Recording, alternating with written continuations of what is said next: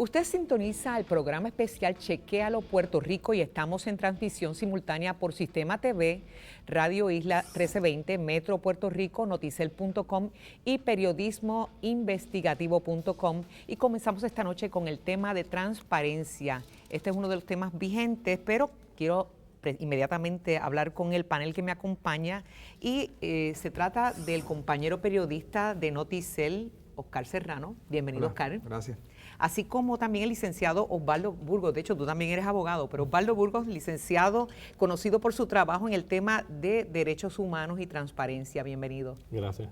Bueno, vamos a hacer el ejercicio de ver el chequeo de la candidata Alexandra Lúgaro, y el chequeo lo hizo nada más y nada menos que la directora de Metro, Ayola Virella. Veamos. Fui la única compañía en lograr mejoramiento en el rendimiento académico de nuestros estudiantes en el país, el único proveedor que lo logró. Esta declaración de la aspirante independiente a la gobernación, Alexandra Lúgaro, fue hecha durante el debate de los candidatos a la gobernación de Sistema TV. La empresa familiar de la cual era directora ejecutiva, América Aponte y Asociados, formaba parte del proyecto de transformación escolar que buscaba mejorar el aprovechamiento académico de los estudiantes en el sistema público.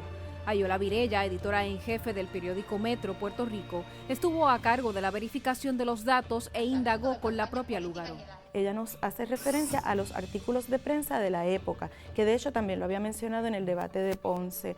Así que fuimos a los artículos de prensa de esa época y encontramos en efecto artículos en periódicos como El Nuevo Día, Primera Hora, Noticel, que daban cuenta de que América Aponte y Asociados, que es la compañía familiar a la que ella pertenecía, estaba siendo exitoso en sus intervenciones en distintas escuelas, específicamente en 3 escuelas, 2 en Barceloneta y 1 en Bayamón. Debido a que los artículos de prensa tenían como portavoces a la propia licenciada Lúgaro y a su madre, América Aponte, Chequéalo Puerto Rico consultó a su agencia de relaciones públicas al momento, Full Circle Communications.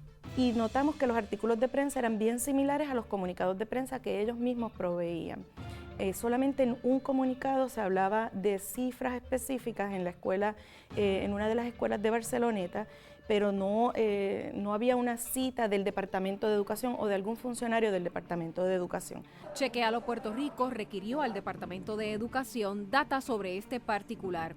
La agencia proveyó este informe que resume la asignación de fondos y desempeño en varias escuelas entre el 2013 al 2014. El documento solo incluye una escuela en la que intervino América Aponte y Asociados. De la veintena de planteles, 14 tuvieron mejoras en su desempeño. Es decir, el alza no solo fue en la escuela en la que estuvo América Aponte y Asociados. Incluso hay escuelas que reflejaron mejoría de hasta un 50%, como la Alejandro Tapia y Rivera, donde las tutorías estaban a cargo de Fundación Comunitaria. Por lo tanto, la aseveración de Alexandra Lúgaro: fui la única compañía en lograr mejoramiento en el rendimiento académico de nuestros estudiantes en el país, el único proveedor que lo logró, es falsa a base de la data oficial disponible. Vamos a pasar con la compañera Omaya Sosa y la experta en temas educativos, la doctora Loida Martínez. Doctora, usted pudo ver este chequeo de la compañera Virella que refleja, aparte del problema en específico de estas escuelas donde estuvo la licenciada Lúgaro, un problema también de fondo en el tema de las evaluaciones a estudiantes y las compañías que le dan servicio, ¿cierto? Sí, tuve la oportunidad de verlo y realmente aquí se está planteando un problema que lleva años en el Departamento de Educación, que es el asunto de los servicios educativos suplementarios, que se inicia con la ley No Child Left Behind en el 2002, y a las alturas del 2012 ya era muy evidente que no iban a lograr parte de lo que se supone que decía la ley que lograran, que era tener el 100% de proficiencia en los estudiantes de las escuelas, a pesar de la cantidad infinita de fondos que se habían designado precisamente para servicios educativos suplementarios. El mismo Departamento de Educación reconoce esta problemática.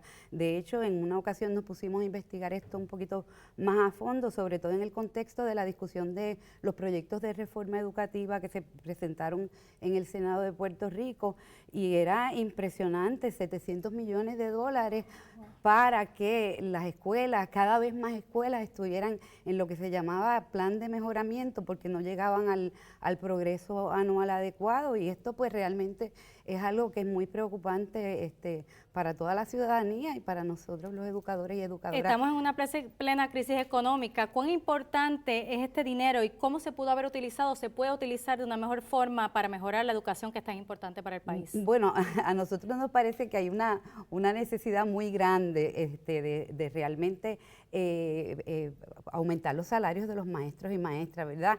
Ellos siempre son como que culpados, ellos cargan la culpa de los problemas que están pasando en el Departamento de Educación. De hecho, el sistema de evaluación que se tiene en el Departamento de Educación le da un gran peso y cada vez el gobierno federal pone unas presiones muy grandes para que haya un peso significativo en la evaluación de los maestros a partir de los resultados de las pruebas que se dan a los estudiantes. Y nosotros sabemos que esto es una cosa multifactorial, que no solamente depende de cuánto el maestro o la maestra pueda impartir o llevar a cabo unos procesos de enseñanza-aprendizaje. Aparte de esa importancia en el sistema educativo está el tema de la transparencia, que es otro tema que está afectado por este chequeo, y la compañera Yolanda Vélez nos va a disertar aquí con los expertos en la mesa. Bueno, precisamente, un veredicto falso en una candidata que ha hecho prácticamente su trampolín de popularidad, el tema de la transparencia en las redes sociales, el contacto directo con el público. ¿Qué pasó aquí? Bueno, esto pone de manifiesto primero la importancia del trabajo de chequeos como lo que está haciendo este grupo y lo que se está publicando en la noche de hoy, pero pone también de manifiesto la tragedia que tenemos en el país en términos del acceso a la información. Si no es porque periodistas que tienen experiencia buscando información hacen e indagan sobre un dato que da una candidata precisamente sobre el cual ha montado su plataforma de posible gobierno, estaríamos llegando a las urnas en una incertidumbre total. Eso es uno de los problemas que tenemos no solo con esta candidata, sino con todos los candidatos que dan datos en sus exposiciones o en sus plataformas de gobierno, pero tenemos serias dificultades en el país de accesar la información para poder corroborar su veracidad o no. Oscar. Yo creo que también es un asunto ilustra este caso, la responsabilidad que tienen los individuos, las personas, sobre exigir transparencia y acceso a la información. ¿Por qué? Porque estos son millones de dólares que están yendo a dar servicios a escuelas públicas. Bueno, en el caso en el caso de Lugaro nada más 43 millones la compañía que de su familia. Hay padres que se afectan, hay niños que se afectan, hay niños que reciben estos servicios que se supone que los reciben para mejorar su rendimiento académico. Esa es la razón por la que se gasta ese dinero.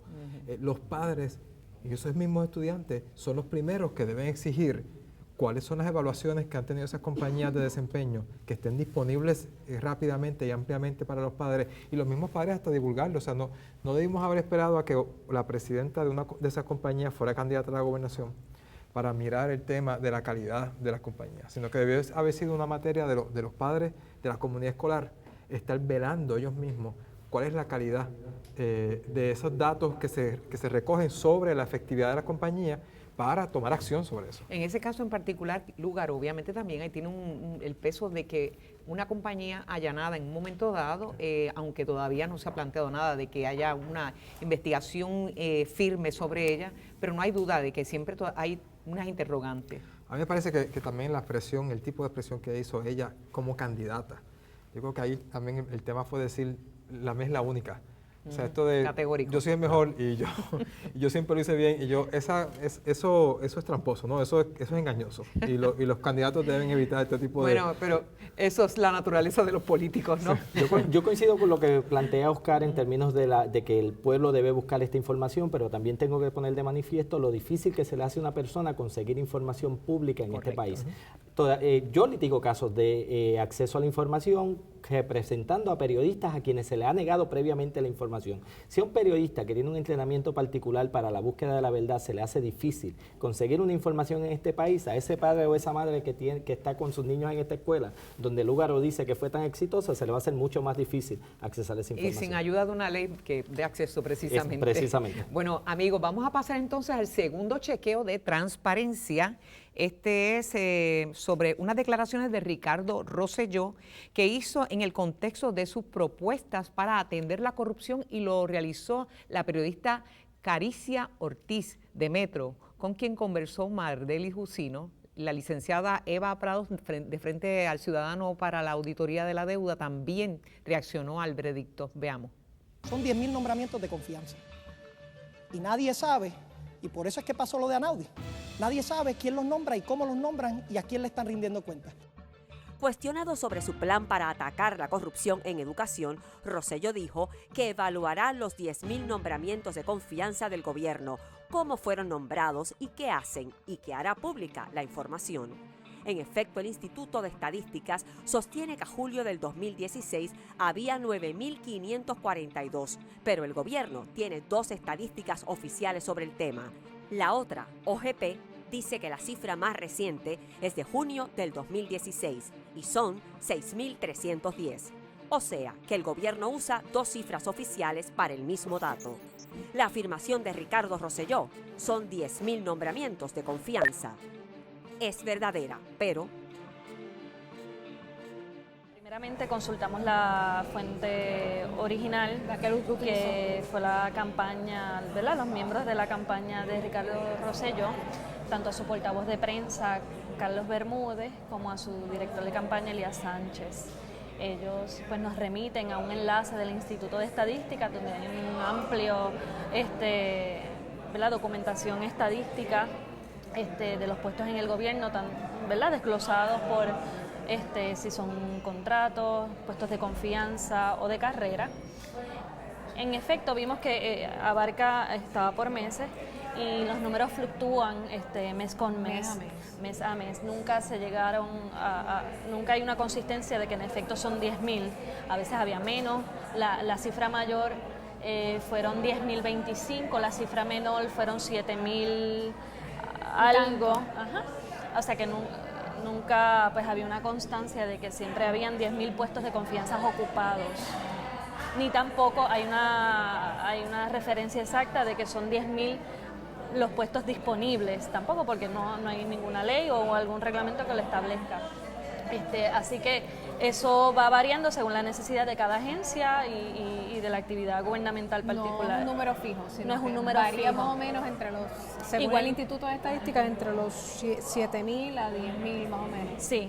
Igual en las consultas con las agencias que entendíamos que nos podían ayudar con el asunto, que fue la Oficina de Gerencia y Presupuesto y la Oficina del Contralor, y también en efecto ellos planteaban esa inconsistencia con los números de los puestos porque pues, varía mes con mes. Sí. Pero los números que da el Instituto de Estadística no son necesariamente iguales, parece que el Instituto de Presupuesto tiene menos mes a mes que los que reporta el Instituto de Estadística. Sí, según corroboramos con el Instituto de Estadísticas, ellos obtienen su información de la Oficina del Contralor. La Oficina del Contralor recibe los informes de cada agencia. Igualmente, la Oficina del Contralor especificaron pues, que también hay un dato que tener en cuenta, porque no todas las agencias reportan sus informes del desglose de los empleados.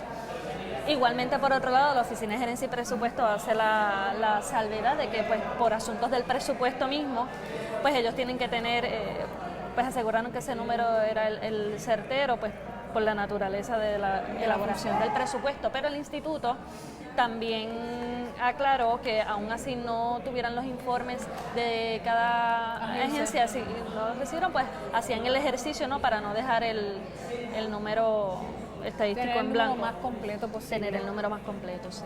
Así que la evaluación que se hace de esta aseveración que hace Ricardo Rosselló es cierta, pero depende de esas fluctuaciones que mencionaste. Claro, así que no hay una constancia de que se tengan que ocupar necesariamente 10.000 puestos de confianza.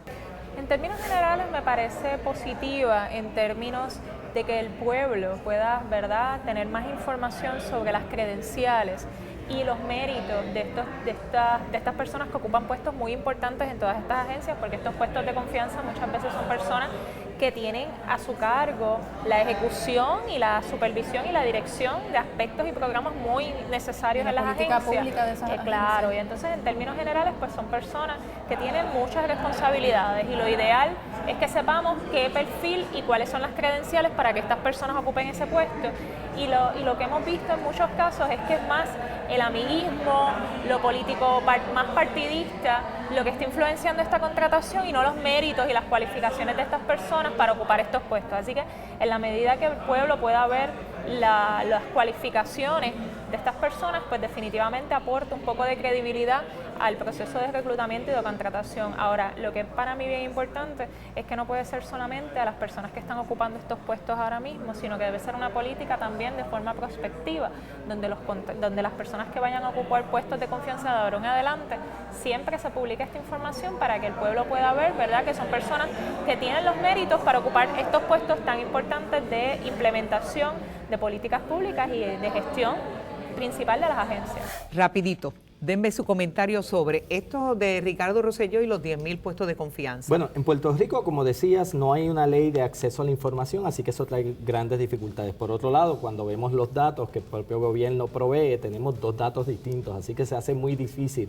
aun cuando uno tenga acceso a la información, con las dificultades que eso plantea, saber de cuál información va a confiar, porque tenemos dos datos que el propio gobierno provee entre dos entidades distintas y el dato no coincide. Okay. Yo quiero complementarlo también con el tema del propósito de la herramienta, porque es parte de su aseveración. No solamente está el hecho de que la cifra que él da no se puede precisar porque el gobierno tiene dos datos al respecto, pero vayamos al concepto de cómo las personas que aspiran a tener un puesto de confianza, los de carrera se supone que corran por otro proceso y por otros principios. Pero el de confianza es puramente la discreción del jefe de agencia o puramente la discreción del gobernador. Y en ese sentido sí tenemos que estar de acuerdo que esos nombramientos, las personas que aspiran a llenar esos puestos, deben ser mucho más públicas al público, valga la redundancia, pero mucho más, deben estar mucho más accesibles al público quiénes son de lo que lo están ahora, porque la realidad es que esas personas influyen, por eso es que son de confianza, influyen muchísimo en lo que finalmente el gobierno hace, en lo que finalmente esa agencia decide, en lo que se ejecuta. En la formulación de política pública. Son clave y conocer de dónde vienen, qué resumen tienen es muy importante. Y en el contexto de los casos de corrupción que se han visto en Puerto Rico relacionados al tema de los donativos a las campañas, vamos a ver ahora un chequeo que hizo la colega de Radio Isla 1320, Damaris Suárez, a Rafael Bernabe. Para empezar a atacar la corrupción, vamos a sacar los fondos privados del proceso electoral. La propuesta de Bernabe implica establecer mediante legislación el financiamiento público en las campañas políticas, prohibiendo los donativos privados. El Estado de Derecho en Puerto Rico, en esta materia electoral, es campo ocupado por decisiones judiciales federales que atan las aportaciones privadas a las campañas políticas, al derecho a la libre expresión que establece la primera enmienda de la Constitución de los Estados Unidos. El gobierno puede limitar el dinero que se va a gastar en las campañas como condición para que el candidato obtenga financiamiento público, pero solo de forma voluntaria. El profesor de Derecho Electoral y Constitucional, Héctor Luis Acevedo, y el profesor de Derecho Constitucional de Puerto Rico y Estados Unidos, Carlos Ramos, coinciden en que debido a la relación política de Puerto Rico con Estados Unidos, el gobierno de la isla no puede prohibir las aportaciones privadas a las campañas políticas por ser un ejercicio de dos derechos constitucionales fundamentales. La afirmación de Rafael Bernabe, vamos a sacar los fondos privados del proceso electoral, es falso. Bueno, ¿se sostiene esa propuesta de Bernabe con la jurisprudencia que hay sobre...? Bueno, Bernabe es partidario de la independencia para Puerto Rico. Tendrá que conseguirla para cambiar la jurisprudencia, porque es que las leyes o las decisiones judiciales que más vinculan en este tema son particularmente de Estados Unidos y el Tribunal Supremo Federal. Y simplemente lo que se ha dicho es que las personas tienen un derecho de dar dinero a políticos como parte de su libertad de expresión. El político tiene un derecho a recibirlo como parte de su libertad de expresión política. Hay también un asunto del derecho de asociación, bajo un ideal político, ¿no?, del derecho que tienen para asociarse. Y además ahora también se ha dicho el tribunal que las corporaciones, no solamente los individuos, sino las corporaciones también tienen derecho a dar. En algún momento se dijo que entonces a los candidatos hay que controlarlos de recibir. Bueno, en efecto, al día de hoy en nuestro país hay unos controles porque hay unos límites. Pero no pueden ser absolutos. No pueden ser absolutos porque hay otros derechos que también forman parte de este andamiaje, ¿verdad? La libertad de expresión, el derecho a asociación y demás. Lo que es bien importante en materia de transparencia, en términos de las aportaciones a los partidos, es quién aporta, cuánto aporta, cómo aporta, cuándo aporta y qué pasa después con esa persona o esas corporaciones con los beneficios que recibe del Estado. Así que esa es la parte importante, saber que el pueblo tenga derecho a saber quién hizo aportaciones y cómo se les recompensó esas aportaciones y de alguna forma, y hemos visto los casos. La radiografía, el caso de Anaudi Hernández. Tenemos correcto. el caso de Anaudi y otros muchísimos casos y los casos que no alcanzan el foro judicial. Bueno, pero se han hecho propuestas para mejorar la transparencia en el gobierno. Hubo un chequeo sobre este aspecto de la candidata por el Partido Independentista Puertorriqueño María de Lourdes Santiago, y en este caso lo realizaron en conjunto los periodistas Edmi Ayala de Piso 13 y el Iván Martínez Mercado. Mardelis logró hablar con el Iván Martínez del Centro de Periodismo Investigativo y también con la licenciada Eva Prados. Veamos cómo resultó este chequeo. Yo radiqué un proyecto para que mensualmente estuviera disponible en internet cuánto ingresa cada agencia, cuánto gasta, cómo se mueve la deuda pública, y los partidos de los que están a mis esquinas aquí negaron su aprobación, así que ahora no. Santiago radicó el proyecto del Senado 736 el 12 de septiembre del 2013, con el objetivo de requerir al Departamento de Hacienda la publicación de informes mensuales, trimestrales y semestrales sobre los ingresos fiscales y otros datos relacionados que puedan arrojar luz sobre los gastos del gobierno, el pago y amortización de la deuda pública y datos de otras variables económicas. El proyecto solo llegó a la primera lectura del Senado el mismo día en que fue radicado, pues no fue acogido por la Comisión de Hacienda y Finanzas Públicas, que preside el senador popular José Nadal Power. En su primer cuatrienio como senadora, Santiago radicó también el proyecto del Senado 836 para requerir al Departamento de Hacienda la publicación de informes trimestrales sobre los ingresos fiscales y otros datos relacionados a Hacienda y al financiamiento del gobierno. El proyecto tuvo el veto de bolsillo por parte del exgobernador Aníbal Acevedo Vilá. La afirmación de María de Lourdes Santiago: radiqué un proyecto para que mensualmente esté disponible en internet cuánto ingresa cada agencia, cuánto gasta y cómo se mueve la deuda pública, es verdadera. Fuimos a la Oficina de Trámite Legislativo y efectivamente está el proyecto de ley que ella había radicado, que es el 736. Lo había radicado en el 2013. Y ese proyecto, como ella aseveró, era para específicamente esos propósitos que ella dijo. Sí, se podía aprobar que era para que el gobierno pudiera publicar mensualmente, trimestralmente y semestralmente cuáles eran los ingresos y los gastos y también la deuda. ¿Era específicamente para algunas agencias en particular? Era para el Departamento de Hacienda y que estuviera publicado en internet, porque sabemos que Puerto Rico tiene un problema de transparencia y es que no necesariamente los datos están actualizados en todo momento, ni todo se publica, ni está tan accesible. Entonces, como parte del segmento de transparencia del debate del 28 de septiembre fue que miramos esto, ¿no? En el contexto de la transparencia y del acceso a la información de los ciudadanos.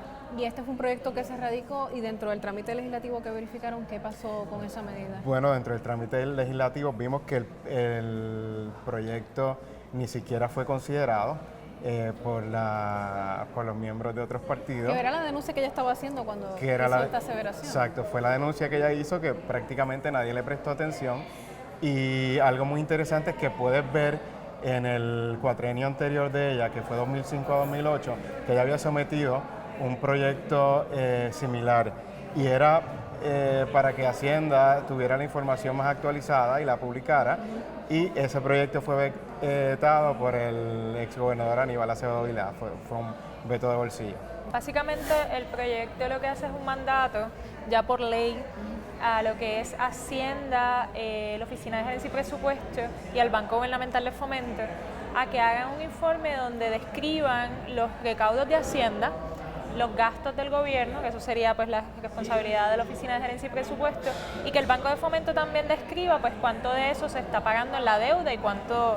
Y me parece que es una información sumamente importante. Alguna de ellas ya se está publicando, que es la de Hacienda, que Hacienda publica ya mensualmente cuáles son los recaudos, pero me parece bien importante la medida porque abona, ¿verdad? Número uno, a que se un poco se obligue a que esa información se dé, porque aunque es información pública, la realidad es que no siempre está disponible y a través de esa ley pues especifica a las agencias poderla publicar y da un poquito de más información sobre cuánto se está pagando de la deuda, que esa información que no está del todo accesible y que muchas veces está bajo el control del Banco de Fomento, pero no está disponible a la ciudadanía de la manera que debería estar, lo que es accesible, de rápida localización, así que me parece que es una medida importante y más en esta coyuntura donde hay tanta desinformación y tanta confusión. La gente no sabe cómo se está moviendo el dinero que Claro. está en las arcas del gobierno. Exacto, ¿sabes? Ni todo lo que está entrando en términos generales, pero más importante aún, cuánto se está gastando y cuánto se ha pagado de la deuda ya. O sea, es que toda esa información a veces hay mucha duda, cuánto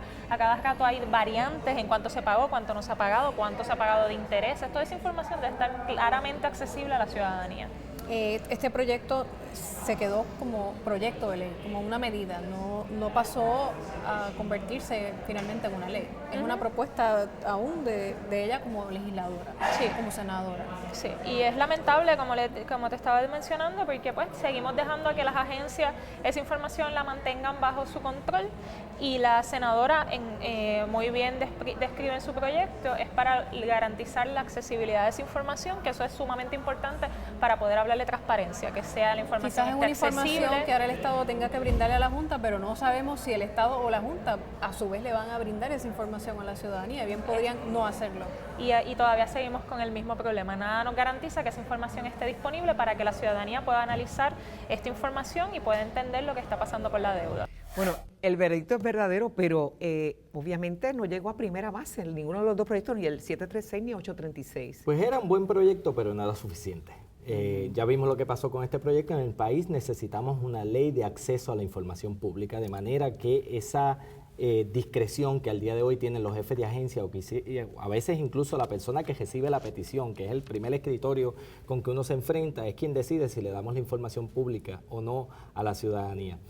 Así que es inminente en el país que se presente un proyecto de acceso a la información pública de manera que se sepa a quién se le solicita, cuáles son los criterios para ofrecer la información, definir cuáles son los lineamientos o los parámetros de lo que es información pública y no tener que estar yendo caso a caso a los tribunales como hemos tenido que hacer en el pasado para obtener información que a fin de cuentas la obtenemos, pero a veces la obtenemos muy tarde. Bueno, en este caso yo me imagino que Oscar debe estar un poco frustrado porque él fue uno de los que más batalló para lograr esa ley que no existe. Bueno, no exactamente este proyecto, pero sí manejamos otro proyecto que, como dice Osvaldo, perseguía establecer una ley de acceso a la información. Y aunque no es un cotejo particular, sí podemos comentar, porque las personas que nos están viendo están muy interesadas en lo que los candidatos han hecho o no han hecho, que el caso del proyecto que nosotros presentamos, en particular, una de las personas que más trabajó para detenerlo y sabotearlo fue Jennifer González. La actual candidata a comisionada residente fue la que encabezó la oposición en el PNP para descabezar el esfuerzo del proyecto. ¿Cómo es posible?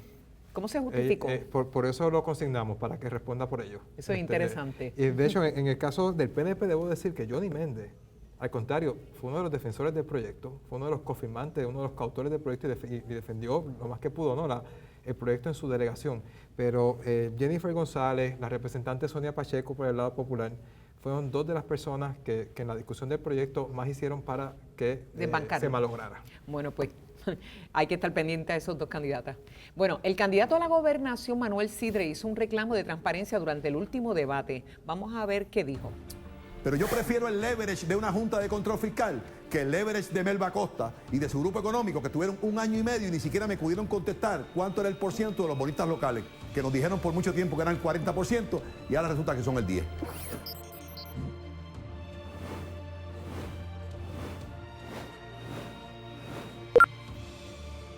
Bueno, este ha sido un reclamo que se ha hecho desde muchos frentes y pues me gustaría que me hablaran ustedes qué piensan de esto. Bueno, al día de hoy el Centro de Periodismo Investigativo tiene ante el Tribunal de Primera Instancia en Puerto Rico, incluso llegó al Tribunal de Apelaciones, un caso para que nos provean la información de quiénes son los bonistas de esta emisión de bonos que se hizo en el año 2014 y al día de hoy no hemos culminado ese caso y la información no ha sido provista. Así que ya ves las dificultades que tienen incluso los periodistas en este país para accesar información y obviamente las implicaciones que tiene sobre la transparencia. Y quizás brevemente para resaltar la importancia de lo que dice Sidre y de lo que plantea Osvaldo, necesitamos conocer la identidad de los acreedores. Claro. porque los acreedores tienen derechos en una negociación, tienen derechos en un tribunal. Y como está planteado el país, incluso con la operación de la Junta de Control Fiscal, los acreedores son personas que con los derechos que les da el haber comprado bonos, pueden lograr cambios en política pública, pueden lograr decisiones importantes para un lado o para otro. Por eso es que la identidad de esos bonistas, como llamamos, los acreedores más grandes, es tan importante, y por supuesto saber cuántos son realmente de Puerto Rico, cuántos son de afuera, porque no se vive igual ni el efecto es el mismo. Amigos, vamos a ir a una pausa, pero regresamos de inmediato en Chequéalo Puerto Rico con Omaya Sosa y el tema que se ha convertido en el más importante en la discusión pública y el contexto electoral, economía y crisis fiscal. Los chequeos de esta noche puede leerlos todos en chequealopuertorico.com.